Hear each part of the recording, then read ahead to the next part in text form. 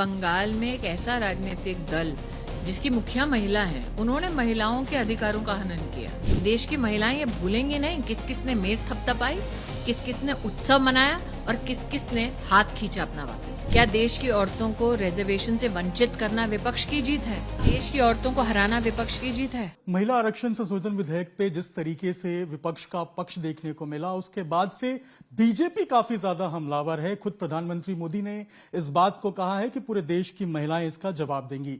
बंगाल में इसका क्या प्रभाव पड़ेगा? चुनाव चल रहा है, स्मृति ईरानी हमारे साथ हैं, पूर्व केंद्रीय मंत्री। मैम, कैसे देख रही है बंगाल चुनाव में इसका क्या इम्पैक्ट होगा और पूरे देश में? शब्द हूं कि बंगाल में एक ऐसा राजनीतिक दल जिसकी मुखिया महिला है, उन्होंने महिलाओं के अधिकारों का हनन किया। न सिर्फ महिलाओं के अधिकारों का हनन किया, जब देश के गृह मंत्री सदन में ये कह रहे थे कि 50% प्रोपोर्शनल इंक्रीज सीटों की हम सुनिश्चित कर देते हैं, अमेंडमेंट ले आते हैं, जिससे बंगाल को भी फायदा होता, लेजिस्लेटिव असेंबली में फायदा होता, एमपी की सीटें बढ़ती हैं, उसका फायदा होता। तो क्यों ऐसा है कि तृणमूल कांग्रेस ने बंगाल के साथ धोखा किया और देश की महिलाओं के साथ धोखा किया? ममता बनर्जी उन्होंने पोस्ट किया है, ये कहा है कि मिसलीड किया जा रहा है। मिसलीड है। जब स्पष्ट शब्दों में एक बिल में पूरी व्यवस्था दी जाती है तो वो मिसलीडिंग कहाँ है?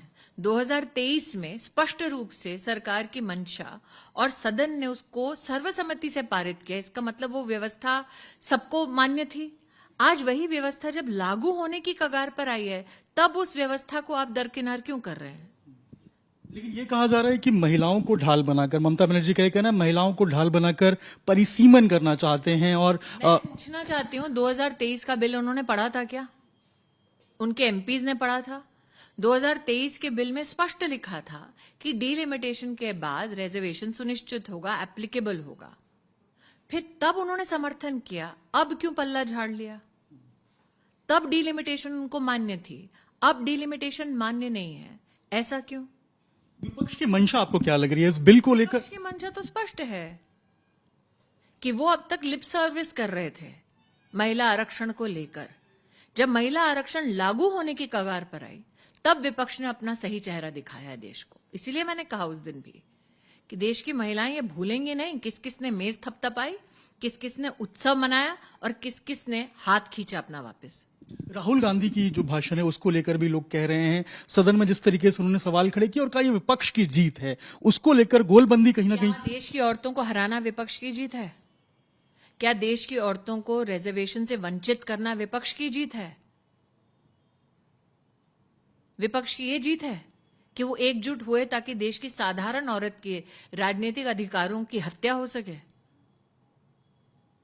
आखिरी सवाल है मैम, बंगाल चुनाव को लेकर बीजेपी कितनी आश्वस्त है और जिस तरीके से ताबड़तोड़ रैलियां? प्रधानमंत्री ने भाजपा की जीत की घोषणा कर दी है, तो आप भाजपा के सामान्य कार्यकर्ता से क्यों पूछ रहे हैं? मेरे प्रधानमंत्री ने, हमारे गृह मंत्री ने, हमारे राष्ट्रीय अध्यक्ष ने विषय पर विस्तार से कहा है। हम सब कार्यकर्ता देश भर के जो हैं, वो सब आतुरता से बाट देख रहे हैं कब बंगाल में हमारे कार्यकर्ताओं ने जो संघर्ष किया, जो योगदान दिया, जीत का परचम फिर बड़े ही शान से वो लहराए।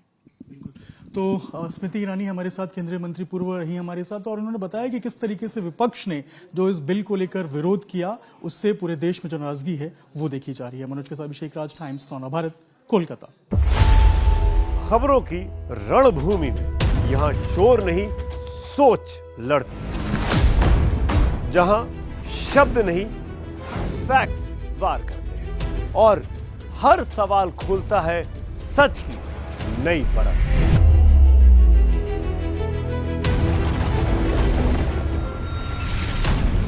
चक्रव्यूह, आपके अपने सुमित अवस्थी के साथ सोमवार से शुक्रवार शाम 6:57 पर टाइम्स नाउ नव भारत पर।